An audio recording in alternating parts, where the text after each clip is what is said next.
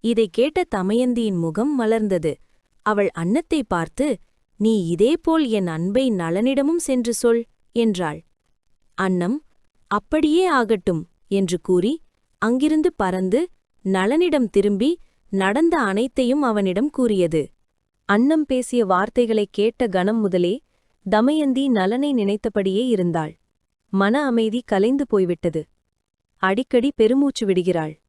மனம் பதட்டத்தில் மூழ்கியதால் அவள் முகம் வெளிர்ந்து உடல் மெலிந்து வந்தது. காதல் தெய்வம் அவள் இதயம் மீது தாக்கம் செய்ததால் தமயந்தி விரைவாக நிறமிழந்தாள்.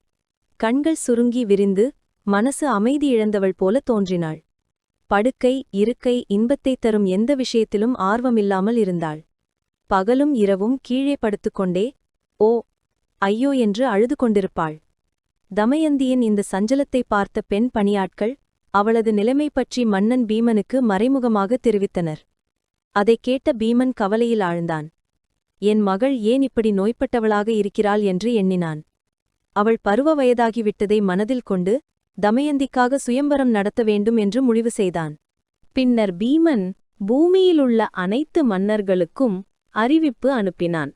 தமயந்தியின் சுயம்வரம் நடைபெற இருக்கிறது. இந்த செய்தி அவர்களுக்கு கிடைத்தவுடன் பல அரசர்கள் தங்கள் படைகளுடன் புறப்பட்டனர்.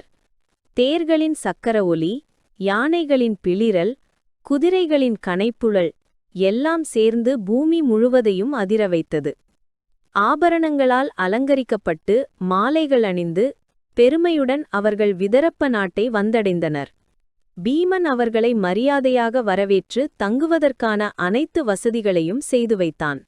அதே சமயம் நாரதரும் பர்வதரும் இந்திரலோகத்தில் பயணம் செய்து கொண்டிருந்தனர். அவர்கள் இந்திரனின் அரண்மனைக்குள் நுழைந்ததும் இந்திரன் அவர்களை வரவேற்று அருள் அர்ச்சனை செய்தான். இந்திரன் கேட்டான், "உலகம் முழுவதும் அமைதிதானே நிலவுகிறது?" நாரதர் பதிலளித்தார், "ஆம், உலகம் முழுவதும் அமைதியாகத்தான் உள்ளது." அதைக் கேட்ட இந்திரன் ஆச்சரியப்பட்டான். "அறமறிந்த பெரிய மன்னர்கள் எங்கே? அவர்கள் போரில் தம் உயிரைக் கொடுத்து இந்த உலகத்தை அடைகிறார்கள். நான் நேசிக்கும் அந்த விருந்தினர்கள் இப்போது எங்கே?" என்று வியப்புடன் கேட்டான்.